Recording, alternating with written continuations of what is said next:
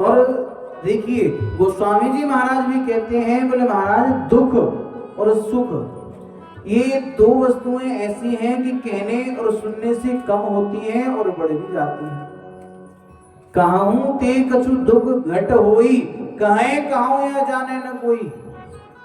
कहने से दुख जो है वो कम तो हो जाता है, लेकिन कहे कहूं, गोस्वामी जी महाराज ने भी लास्ट में सावधान किया है, कहे कहूं किसके साथ में कहना चाहिए ये व्यक्ति नहीं जान पाता। किसी के साथ में अपना दुख बांट रहे हैं, पहले ये देख लीजिए कि वो व्यक्ति जो है वो हमारे दुख को कम करने का कार्य करता है या हमारे दुख को बढ़ाने का कार्य करता है। जो व्यक्ति हमारे दुख को बढ़ाने का कार्य करता हो, कभी भी ऐसे व्यक्ति को अपना दुख मत बताओ। इसलिए पहले ये जान लेना चाहिए कि कोई हमारे दुख को कम करने वाला है या बढ़ाने वाला है। हम किसी के साथ दुख बांट रहे हैं और वो हमारे दुख में आनंदित हो रहा है और आपका दुख और ज्यादा बढ़ा रहा है, ऐसे व्यक्ति को कभी अपना दुख मत बताइए।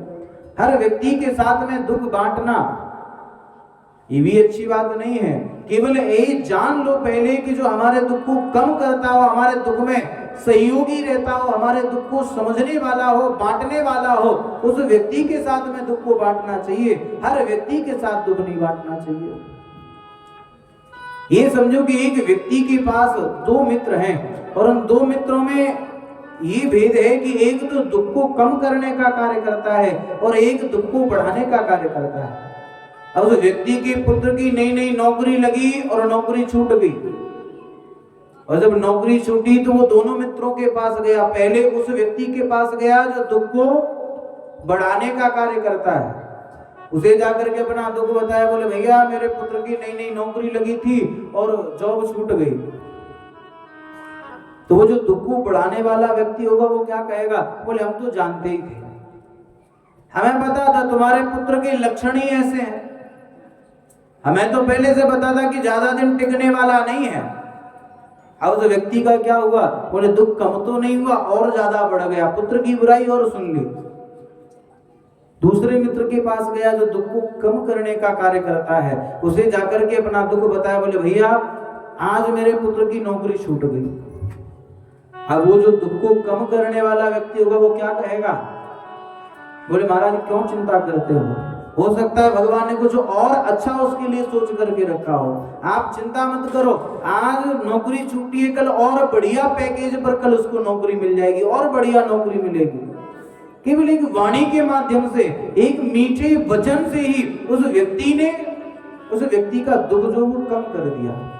इसीलिए ये समझ जाइए वाणी जो है वो वाणी भी एक ऐसा अस्त्र है, ये समझ लीजिए कि ऐसा धनुष है, इस धनुष पर दो बाण सदैव संधान रहते हैं। इस वाणी पर, ये जो वाणी का धनुष है, इस पर दो बाण सदैव चढ़े रहते हैं। एक तो बाण ऐसा है कि जो मान लीजिए कि विष में डूबा हुआ बाण है और जो हृदय में लगते ही महाराज भयानक घाव करता है, और दूसरा बाण जो है वो फूलों का है, हृदय में लगते ही आनंद की अनुभूति देने लग जाता है। अब ये व्यक्ति के ऊपर है, इस प्रत्यंचा को चलाने वाले के ऊपर है कि वो कौन सा बाण इस प्रत्यंचा से संधान करता है। चाहे तो व्यक्ति इसी वाणी के माध्यम से महाराज विष बुझा बाण चला करके किसी के हृदय में घाव कर दे, और चाहे तो मानो महाराज कामदेव के समान और आनंद की अनुभूति का अनुभव करा सकता है केवल इस वाणी के माध्यम से। और महाराज ये वाणी ऐसे वस्तु है कि चाहे तो व्यक्ति को पिटवा दे और चाहे व्यक्ति को पुजवा दे। ये वाणी चाहे तो व्यक्ति को पिटवा भी सकती है और पुजवा भी सकती है। व्यक्ति अगर बहुत प्रिय बातें करता हो, मधुर बातें करता हो, तो महाराज सारा संसार उसकी प्रशंसा करने लग जाता है। और वही व्यक्ति चार लोग दिखे, जो दिखे सामने उसी से गाली दे करके बातें करने लग जाए, तो महाराज जिसे दिखेगा गाली देगा और सामने पकड़ेगा और कूटना प्रारंभ कर देगा। एक राजा, उसके यहाँ पर महाराज उसने बड़ा बढ़िया एक महल बनवाया, और जब महल बनवाया तो सारे नगर के व्यक्तियों को बुलाया, बोले आओ आकर के हमारे महल को देखिए, और महल को देख करके इसमें कोई कमी बताओ कि इसमें कमी क्या है। तो सब लोग महल को देखने के लिए आए। एक ऐसा व्यक्ति था जो हर वस्तु में कमी निकालता था और बड़ा कड़वा बोलता था। वो व्यक्ति महल का दर्शन करने के लिए आया, पूरा महल देखा, सब बढ़िया, बोला हमारा सब बढ़िया है। आगे जाकर के देखा तो राजमहल का दरवाजा जो था वो थोड़ा छोटा सा था, थोड़ा दरवाजा छोटा था, और राजा जो वो बड़ा मोटा ताजा राजा था। और व्यक्ति को जिज्ञासा हो गई, अंदर ही अंदर शंका होने लगी। बोले महाराज राजा मोटा है, दरवाजा छोटा है, मर जाएगा तो कैसे बाहर निकाला जाएगा। अब वही प्रश्न लेकर के राजा के पास पहुंचा। बोले महाराज बाकी सब बढ़िया है आपके महल में, बस केवल एक कमी है, दरवाजा छोटा है और आप मोटे हो, मरोगे तो कैसे बाहर निकाले जाओगे। राजा ने विचार किया, बोले महाराज हम जिंदा बैठे हैं, ये हमारे मरने की कामना करता है, कितना कड़वा बोलता है ये व्यक्ति। राजा ने कहा इसे कारागार में डाल दो। उसे जेल में डाल दिया गया। पत्नी आई, पत्नी एक हाथ और आगे, पत्नी ने आकर कहा बोले महाराज आपने हमारे पति को जेल में डाल दिया। राजा ने कहा बोले तुम्हारा पति बड़ा कड़वा बोलता है, कहता है बोले मर जाओगे तो कैसे बाहर निकाले जाओगे। पत्नी ने कहा बोले महाराज आप कहाँ उस मूर्ख की बातों में आते हैं, अरे उसे क्या पता है, बोले मर जाओगे तो काट काट करके बाहर निकाल दिए जाओगे। पर राजा ने कहा बोले महाराज ये भी बड़ा कड़वा बोलते, इसको भी कारागार में डालो। उसको भी कारागार में डाल दिया। पुत्र आया, एक हाथ और आगे, पुत्र आया आकर कहा बोले महाराज माता पिता को हमारे कारागार में डाल दिया, क्या दोष है। राजा ने कहा बोले दोनों बड़ा कड़वा बोलते हैं, एक कहता है कैसे बाहर निकाले जाओगे, तो दूसरा कहता है काट काट के निकाले जाओगे। अब पुत्र एक हाथ और आगे, उसने कहा बोले महाराज वो तो दोनों ही मूर्ख हैं, आपको क्या पता। बेचारे उनको क्या पता कि निकालने की आवश्यकता ही क्या है, इसी महल में इसी कमरे में फूंक दिए जाओगे। राजा ने कहा बोले महाराज परिवार में एक व्यक्ति ऐसा नहीं है कि जो प्रिय बोलता हो, मधुर बोलता हो। इसीलिए महाराज वाणी जो है ये एक ऐसी वस्तु है, चाहे तो व्यक्ति को पुजवा सकती है और चाहे तो व्यक्ति को पिटवा सकती है। इस वाणी पर आप जैसा अस्त्र संधान कर लो, इस वाणी से आप जैसा बोल लोगे वैसा ही मानो महाराज सामने वाले व्यक्ति को ऐसी अनुभूति होने लग जाती है। इसलिए महाराज कवियों ने बड़ा सुंदर कहा है, ऐसी वाणी बोलिए मन का आपा खोए, और इनको शीतल करें आप शीतल होए कबीरा, आप शीतल हो। ऐसी वाणी बोलिए मन का आपा खोए, और इनको शीतल करें आप शीतल होए कबीरा, आप शीतल हो। कागा काको धन हरे, कोयल का कूदे,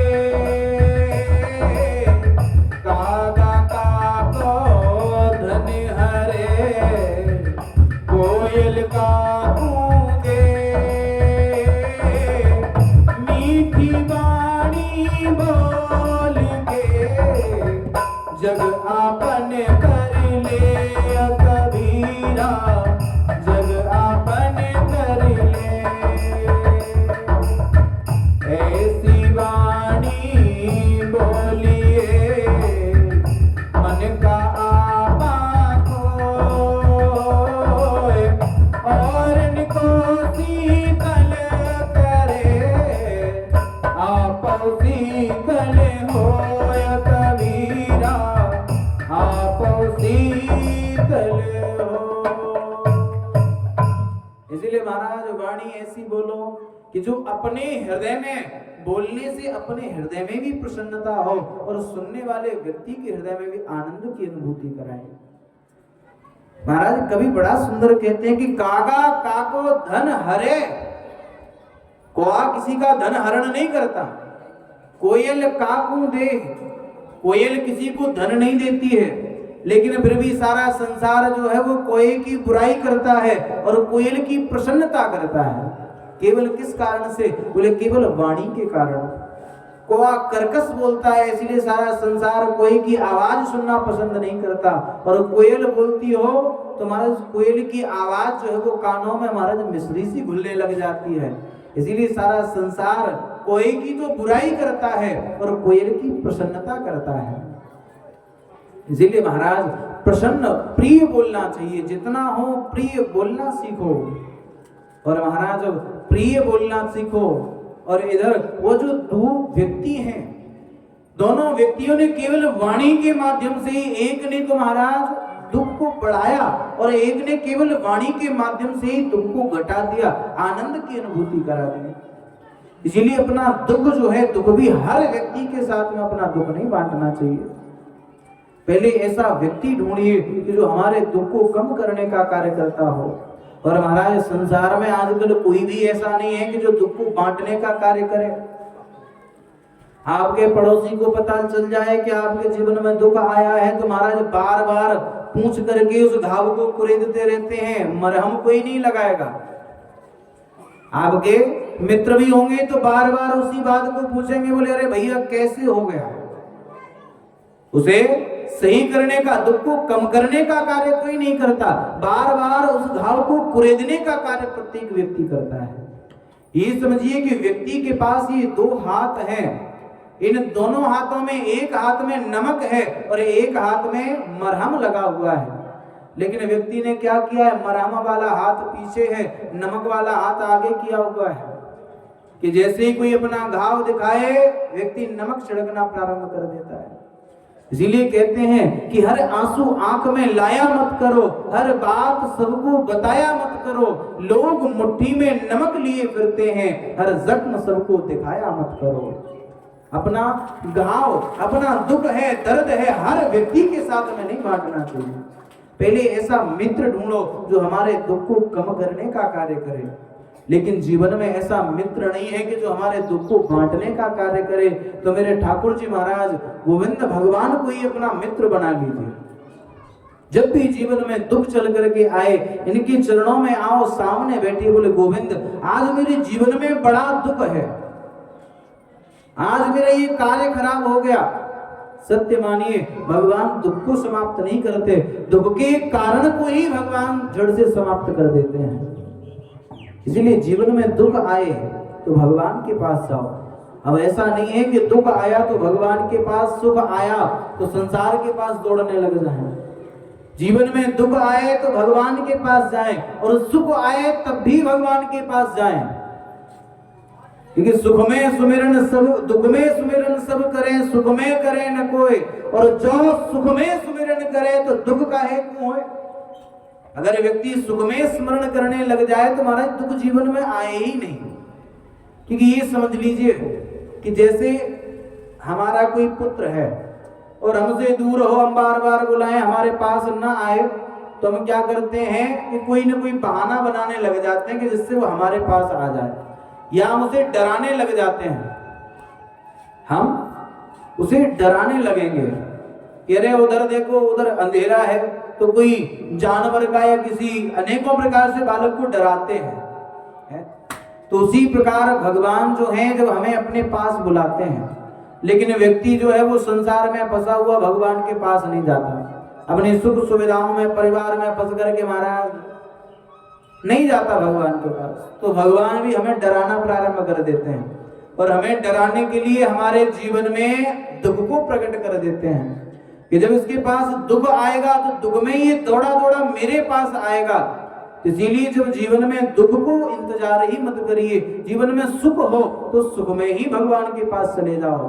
बोले हे प्रभु, आज आपकी कृपा से मेरे जीवन में बड़ा सुख है, मेरा ये कार्य बहुत अच्छा हो गया, मेरा ये कार्य बहुत बढ़िया हो गया।